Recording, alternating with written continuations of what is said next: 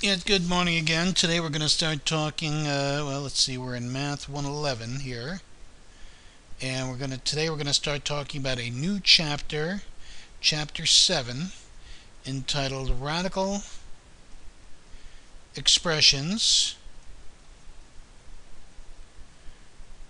and Equations, and in particular, Section 7.1. The official title of it is Radical Expressions and Radical Functions. Okay? I know we're all familiar with the concept of radicals or roots. I prefer the word root for the following reason. If I was to ask you, well, the square root of 4 is 2. Well, you're really asking me what is the root of 4 under the squaring operation. What we're really doing, if you take the number 2 and plug it into the x squared machine, you end up with a 4, right? If I want to work it in reverse, find where the root of this number 4 came from, well, hence the terminology, the square root machine. The square root of 4 is 2. So I think the word root is a lot more descriptive than the word radical, but the book chooses to use the word radical, and I suppose we can use both interchangeably. Alright, of course, the square root of 81, we all know it's 9. If I was to ask you why, you might say because. We're going to be using this symbol a lot today. If a triangle points down, if a three-dot triangle points down, it's the word because. If the triangle points up, as you might know in math language, that means therefore. Alright, so we're going to be using because quite a bit today. So I claim the square root of 81 is 9 because 9 is the number I square to get 81. In other words, 9 is the root of 81 under the squaring operation. The square root of 25 is 5, again because 5 squared is 25. Alright, we say in general the square root of any quantity, of any number, this is, I'll say it's the positive quantity or the positive number whose square is 5. I'm sorry, whose square is x. Okay? We've got to make this agreement that square roots always return positive numbers for the following reason. If I ask you for the square root of 16, I suppose one might claim that the return would be minus 4 because minus 4 squared is positive 16. So could I not have a negative square root? Well, the idea here is we're going to assume that square roots are always positive, so I cannot allow for a negative option when I'm talking about square roots. So the square root of 16 is the positive number whose square is 4, right? Whose square is 16.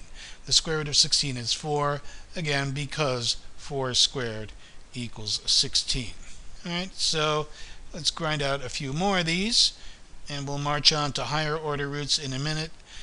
If I've got a negative sign outside of the root operation, that is allowable. The negative of the square root of 121, well, I know the square root of 121 is 11, so I could return a negative 11 for this root problem. Similarly, minus square root of 225, as long as that negative sign is outside the root operator, I would say this is minus, well, the square root of 225 is, of course, 15, so negative 15 would be my answer there.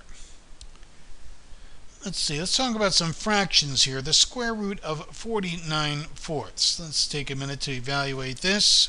Square root, or radical, the square root of 49/4 is, well, don't panic, don't run to the calculator. I can see, well, the square root of that numerator is 7. The square root of the denominator is 2. I claim the square root of 49 fourths is positive 7 halves because you can easily see that when I take 7 halves and raise it to the second power, I do end up with 49 fourths, the radicand that I originally started with. If I try to take the square root of a negative number, for example, the square root of negative 9, we'll claim this is not a real number, as I'm sure many of you knew, right? There is nothing I can square to get a negative number. If I put in a positive number for that question mark, a positive number squared will not give me a negative 9. Similarly, a negative number squared will not give me a negative number, right? When I square any number, positive or negative, it's always positive, so no way this is going to work. So the moral of the story is you can't take roots or square roots of negative quantities, right? Let me write that down. We can't take the square root of a negative quantity. I'll just write negative number down here, okay? Alright, the square root of x squared. Well, the square root of x squared, I'm sure most of us might claim it's x, but it's x only if x is positive. Remember, x could very well represent a negative value, and we've made the agreement that square roots always have to be positive. So if you make no assumption or restriction on x, the square root of x squared, well, we've got to preclude that possibility of a negative square root by wrapping that return under between absolute value symbols, right? So the square root of x squared is the absolute value of x if x is what they call unrestricted. We're not making any assumptions about the sign of x, okay? All right, on some of our homework problems in the text, you'll see that the answers involve absolute value expressions.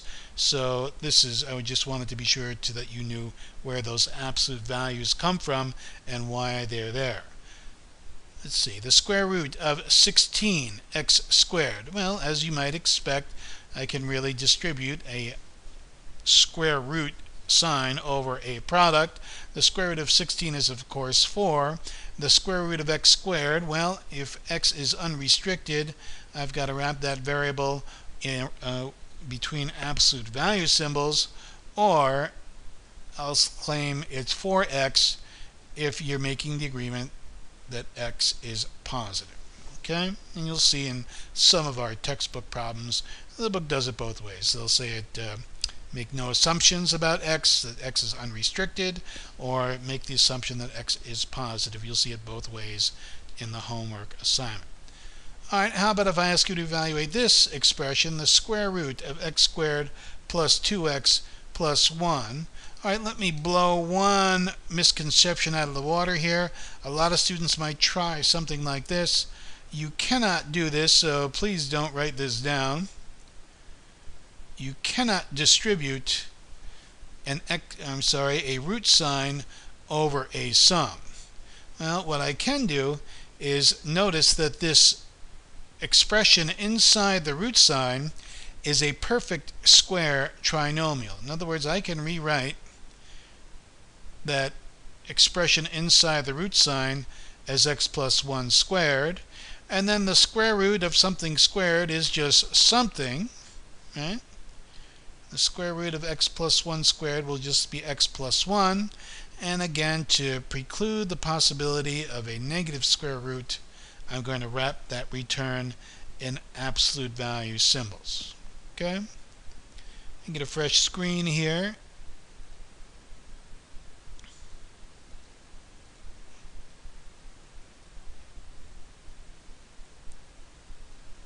Alright. How about the square root of m to the 4th power? Well, what quantity do I raise to the 2nd power to get m to the 4th? Right? This is what the square root of m to the fourth is. Of course, it's m squared. Right? The square root of m to the fourth is m squared because when I square m squared, I do indeed get m to the fourth power. Notice I didn't need absolute value symbols here because m squared is always positive regardless of the value of m. How about the square root of 49 times r to the 8th power? Alright, well the square root of 49 is 7. The square root of r to the 8th I claim is r to the 4th. Check it out. I claim the square root of 49 r to the 8th is 7r to the 4th because when I raise 7r to the 4th to the 2nd power, indeed I do get my radicand back 49r to the 8th. So it does check, okay? Alright, let's talk about other roots. Not all roots are square roots. There's higher index roots. But before we talk about them, I want to get some definitions down. We're going to be talking about third roots, fourth roots, higher order roots in this course. You may not have seen those before in your mathematical careers. Oh, let's say the cube root of 27. This number in the crease here is called the index of the root. This, of course, is my root sign or radical sign, as you prefer. And the stuff under the root sign, a fancy word for that, is the radicand. Alright, so if I was to look at the, for example, the square root of 49, notice if no index is specified,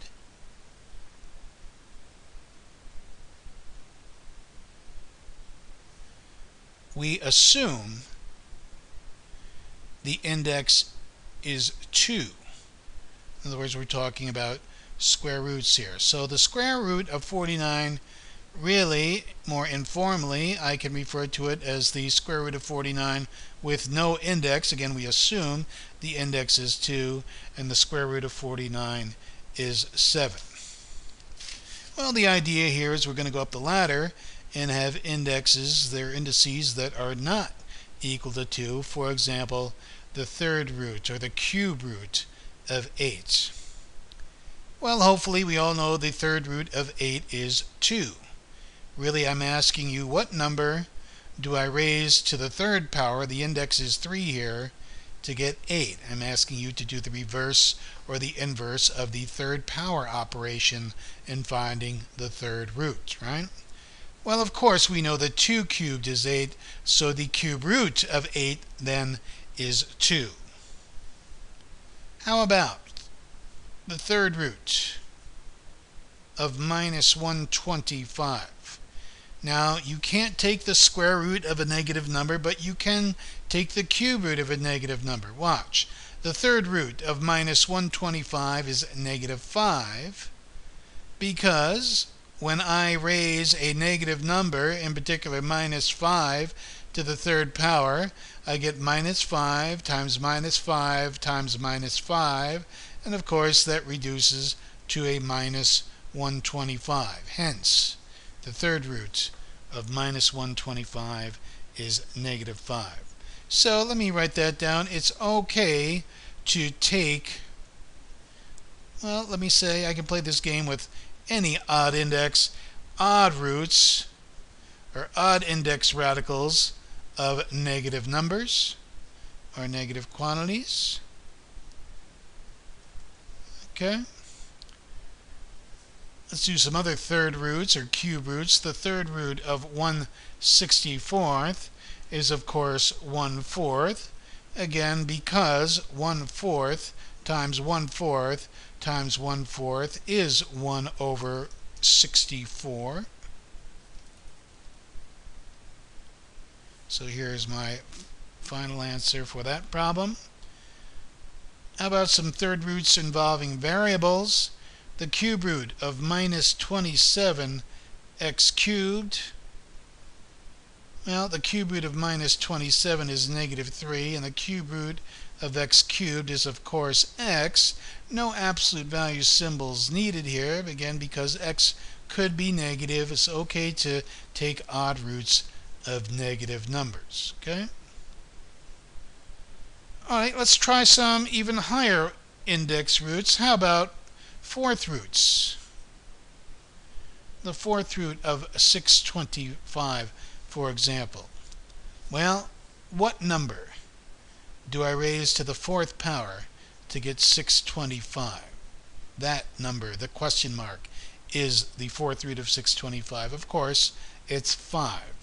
5 times 5 times 5 times 5 is 625. Hence, the fourth root of 625 is 5. How about the fourth root of 1 over 81? Well, it's important to recognize 81. 81 is really 3 to the fourth power. So I claim the fourth root of 1 over 81 is 1/3, because 1/3 times 1/3 times 1/3 times 1/3 is 1 over 81. So 1/3 is my return there. No calculator needed, right? Let's talk about a fifth root. A root with an index of 5. Now these are not so easy to spot by inspection. I suppose practice makes perfect on these. What's the fifth root of 243? Well, I claim it's 3. Why? Because 3 to the fifth power is 243. Check it out. 3 times 3 is 9. 3 times 9 is 27. 3 times 27 is 81. And 3 times 81 is 243. So that indeed does check out. And to give you that mapping analogy again, for example, if I take 3 and plug it into the x to the fifth power machine, I end up with 243.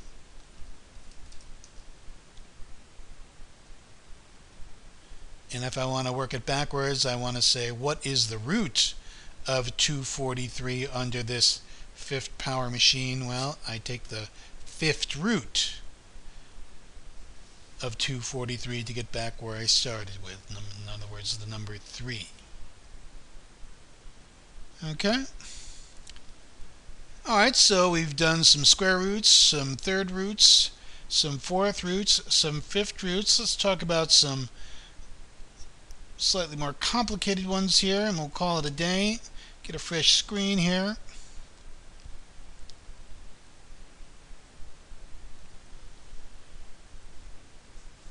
How about if I ask you, what's the sixth root of minus 64? Well, again, we cannot take an even root of a negative quantity. Let me explain why. I claim I'm looking for the number that I raise to the sixth power to get minus 64. And if I take a positive number and raise it to the sixth power, I will get a positive number, not negative 64.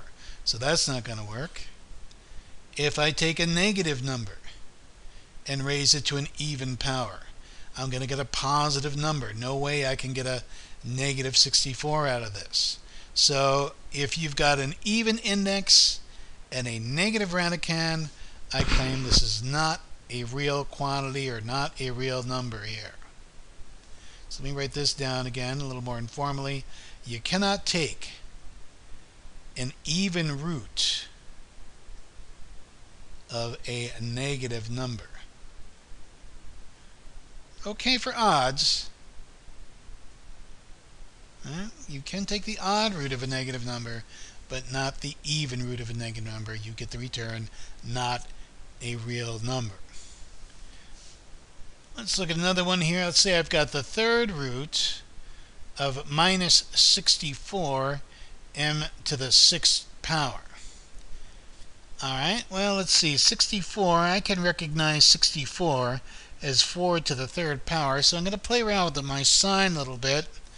The third root of minus 64 is negative 4.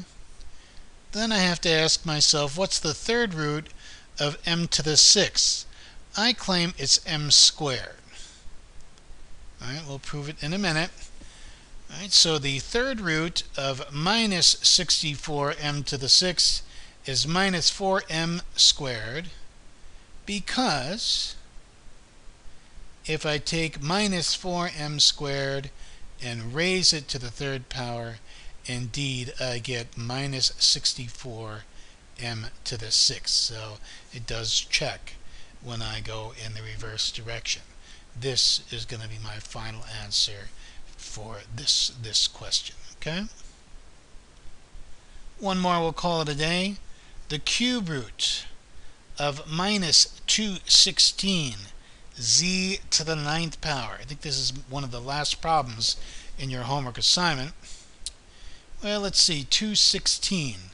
6 times 6 times 6. Yeah, I think 216 is 6 to the 3rd power. So I claim minus 6 to the 3rd power is going to be minus 216. Let me consider z to the 9th. What's the third root of z to the 9th is z cubed. Alright, so I claim the cube root of minus 216 z to the 9th power is minus 6z cubed, because minus 6z cubed raised to the 3rd power is indeed minus 216 z to the 9th. Really working that 3rd power operator in reverse. So there's my final response for that question. Alright, that pretty much covers all of what we're going to cover in section 7.1. So we'll call it a day. We've just hit the 23-minute mark, and this concludes section 7.1, radical expressions for Math 111.